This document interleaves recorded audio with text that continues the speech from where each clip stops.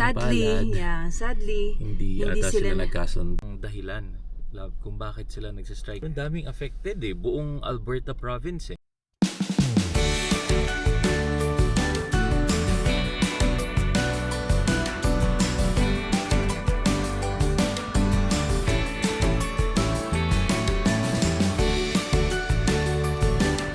Hello fam, good morning! Maayong buntag, maayong adlaw sa inyong tanan. Tira sa Calgary, sa Pilipinas, ug sa tibuok Canada. So good morning everyone. And ayun, nandito kami ngayon sa parking ni Mommy. And well, kakahatid lang sa mga kids. kakahatid lang ng mga kids. And since medyo nakabakasyon si Mommy today So sadly, ayun nga, medyo affected tayo sa nangyaring pag-strike ng mga teachers. Kakabasa lang din talaga namin sa email. Nag-send na ang Catholic School ng email na tutuloy ng teachers ang strike, although they already preempt kaming mga parents like a week before, pero it's not decided yet kung itutuloy kasi they still doing the bargaining. Pero yun nga, sadly, hindi ata sila nagkasundo. Si Mommy talaga actually ang nakapag-research nito. Syempre, siya yung Mommy, so concern for Davon talaga. So let's go through ano ba talaga ang dahilan, love, kung bakit sila nagsistrike. Kasi yun din yung question ko sa kanya, hindi ka naman magsa-strike fam, diba? Out of nowhere. So parang build up yan siya of years na ganun yung usually na nangyayari din sa Pilipinas, and then nagkakaroon ng collective bargaining negotiation, and then after that CBA, collective bargaining agreement naman. So ano ang mga dahilan ng mga teachers, love, kung bakit sila nag-strike this time? And tinuloy talaga nila. Sobrang daming affected buong Alberta province So when I received the email ng Chief Superintendent ng Catholic School, syempre ni-read through natin, and syempre nag-research tayo kung bakit nga ba mag-strike ang mga teachers.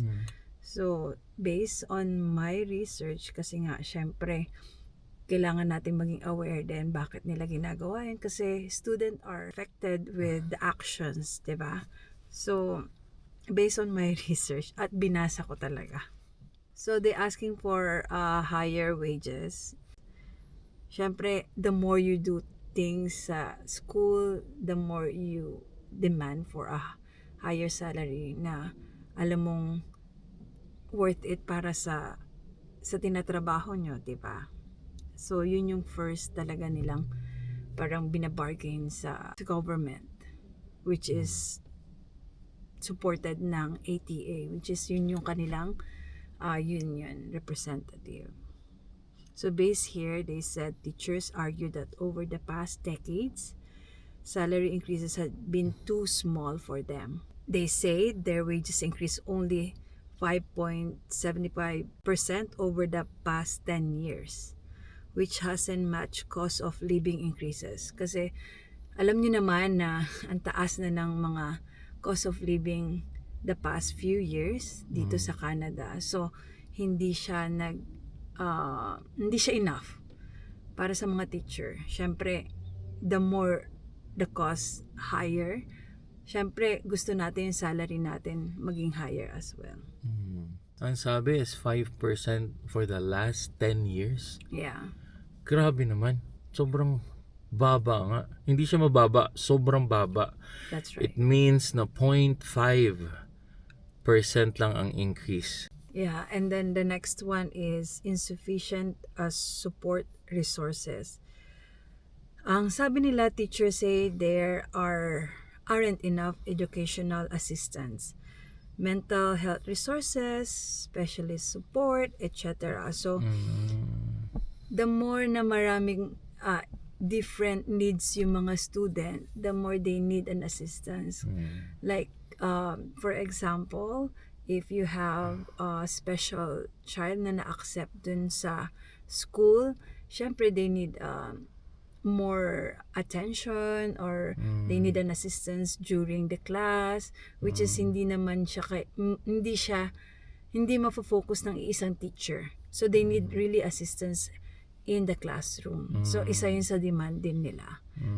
Kasi as for your information, fam, dito sa Canada, sa Alberta, in Devon School, for example, they ask special kids with needs as long as they are qualified. And ito yung may mga special assistants nga na Correct, teachers yeah. siguro, or teacher assistant, or meron silang subs Sa classroom. sa loob mismo ng classroom. So classroom. instead of one teacher, parang dalawa sila or tatlo doon. Yeah. And number 3, sabi nila, classroom complexity and overcrowding. So dumadami na ang estudyante nila sa isang classroom. Kasi nga nagulat din ako nung kay Devon, di ba, nung pasukan. Parang 4 na class sila. And ilan daw sila sa classroom? Parang 21, 22 in one classroom. With grade 1 si Devon. I think that's still the root cause talaga. Yeah, mamaya, isisingit ko. Yeah. So, the more student and more with diverse needs, syempre, iba-ibang culture, di ba? Yung behaviors nila, yung learning, how they adapt with the learning here. Kailangan talaga nila ng support. So, mag-e-end din tayo dun sa support nila inside the room. Yung staffing nila. Kasi hindi naman kaya na isang teacher na, i-understand lahat ng bata with a different culture. Like, for my son, si Devon, Filipino. Meron siyang classmate na African. May Middle classmates Eastern. Eastern kids. Tapos, syempre, yung Canadian. So, iba-iba sila ng culture. Iba-iba din yung behavior, yung how they understand teaching. So, kailangan nila ng assistant. Doon pa rin siya magpo-fall din. And some of the classroom daw is overcrowded na kasi nag-a-accept sila ng maraming student. So, yung physical space and resource are nag-stretch na. And number 4, workload and mandates without enough backing.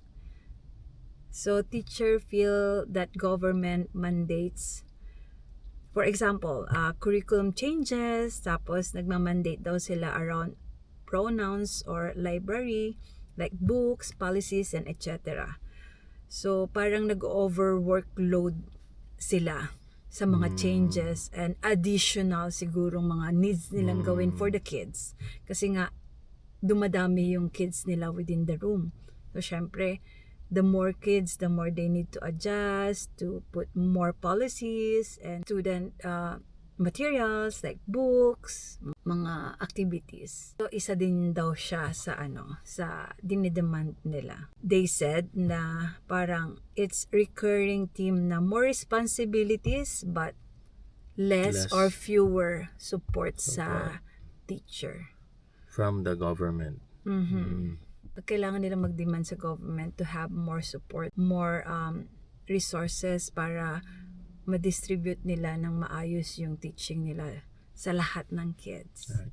Yeah. Madaming fam demand. I thought like parang a salary lang and that's it Pero yung pala madami pala talaga. The 5th one is perceived underfunding of the educational system. So they claim that Alberta's per student funding has lagged behind other provinces. So especially given growing enrollment, this affects everything like class size, resources, supports, and compensation. Parang nafe-feel ng mga teacher and then yung perceive nga nila, perception nila. Okay, na underfunded education system. Okay. So syempre, ang last one nun, maglilid yan sa frustration. So ang number 6 nila is frustration and moral issues na. So it's not just the tangible resources na kailangan din nila. Syempre, teachers is a human being din. So they express frustration that their concerns have not been adequately addressed. So syempre, the more student that you have, the more na iisipin mo yung mga bata, how to teach them, loaded ang physical and mentally din ng mga teacher. So yun, isa sa frustration na rin nila. and that teaching is becoming unsustainable daw under current condition nila. So moral is suffering for them. Yeah. Okay. Yeah. So maglilid din doon. Siyempre, mental health pa rin din ng tao. Diba? And again, fam, try to understand na sila yung nandoon mismo sa front line na mga nag-aalaga ng ating mga kids. So, what they're saying here could be real reasons para talaga mag-strike sila. Now I understand na bakit nga sila mag-strike. Ay dahil hindi lang pala sa wage increase, kung hindi moral support, support to the kids. And at the end of the day, Assistant, ayun nga, yeah. dahil talaga yun sa madaming biglang naging immigrants. Tapos syempre with More us, student. like us. Dumating tayo 2-3 years ago, like us, like our family. So dagdag yun sa education system nila na may 2 kids kami. So ayun, so syempre the more immigrants that you take in, dapat balance yun when it comes to support. Dadamihan mo rin yung resources, yung pera, yung pasweldo, yung buildings ng mga schools, yung mga facilities. Dapat dapat nagmamatch siya. Hindi siya naglalag yung isa behind. Ayun, okay. So what are they demanding finally, Mami? Alright. So just to list down again, fam. So what are they demanding? Teachers demanding higher wages, class size limits, more support staff, hiring more teachers. So that's why I think they have a pathway ngayon with the teachers who's coming to Canada. So again, isang opportunity. Yeah, so hiring more teachers, better funding for classrooms and resources para sa students and sa teachers na rin, and unified salary grid and retroactivity for all the teachers. Yun ang mga least demand nila. That's why they are going for a strike starting on Monday, 6th of October. Yeah, so Monday, hindi pa pasok si Kuya Dave namin. Yeah. So yun pa yung isa sa pinoproblema namin. Although, fam, syempre, nandito ako sa bahay, work from home naman ako. And half day lang din naman ako, so buti na lang talaga we have a flexibility Pero of at the hours. end of the day, syempre, iba pa rin na yung anak mo ay Nasa school. Yeah. And ako, hindi din ako maka 100% na tingin sa kanya. So, kawawa actually yung bata. Kawawa talaga. And lastly, fam, of course, may offer ang government with the current collective bargaining negotiation nila. So, firstly, 12% wage increase over 4 years. So, it means that it's gonna be 3% per year increase. Previously, again, 5% for the last 10 years. 10 years. Grabe, sobrang baba nun. Parang hindi ka nagkaroon actually ng increase nun. So, yes, that's according to them, and that's the government's offer. And another thing is hiring 3,000 additional teachers over the span of the agreement. So, ang agreement, I think, is 4 years or 5 years in the next years to come. Yeah. And then funding for classroom support. So again, paliwanag ko nga, at the end of the day, it's going to be just the demand and supply. Yung demand is coming from us, the people, the population, since mas madami tayong bata. Ang supply ng mga schools or ng education system is now overwhelmed. Kulang sila. Kulang ng teacher, kulang ng funding, kulang ng support. At the end of the day, yun yung gustong maiba, Teachers Association. That's why they're going for a strike.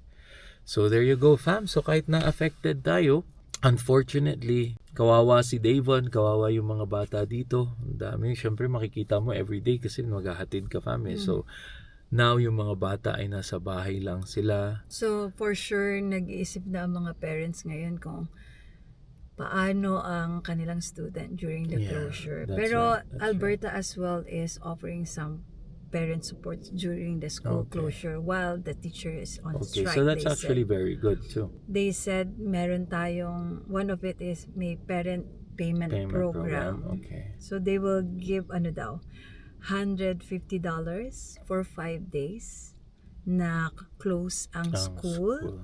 which is $30 per day para ease for the To parents ease, siguro. okay.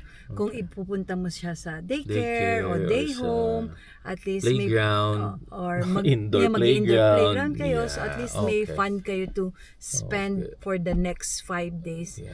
So hopefully yung Yeah. 5 days na yun maayos na nila. There's no extension of it na.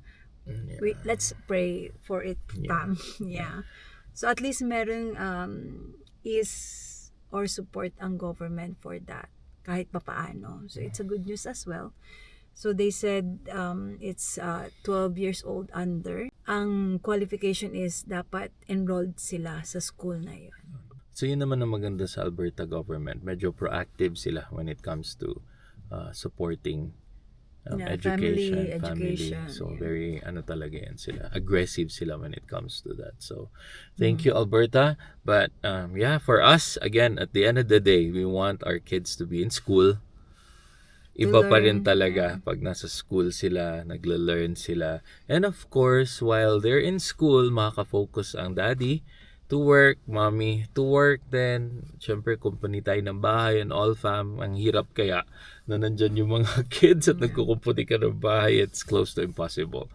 So there you go.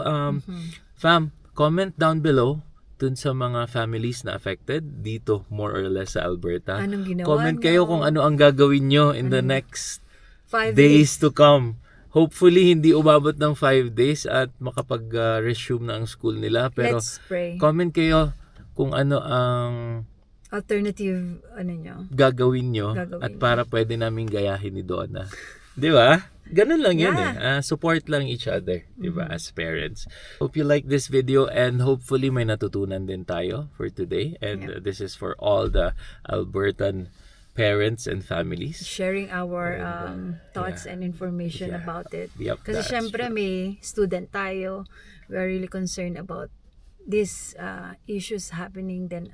Pero we're praying na sana magkaroon na ng maayos na agreement ang ating mga teachers, and we really understand kung bakit sila talaga mag-strike at mag-demand. Yeah. 100% teachers, we understand you. Again, ka-demand-demand naman talaga kung ganun nga ang nangyayari. Alright, so see you on the next video, and please Thank don't you. forget to like, share, and subscribe. Bam! And we'll see you on the next video. Marami-raming gala from Mommy. So, cheers and Hang hang loose!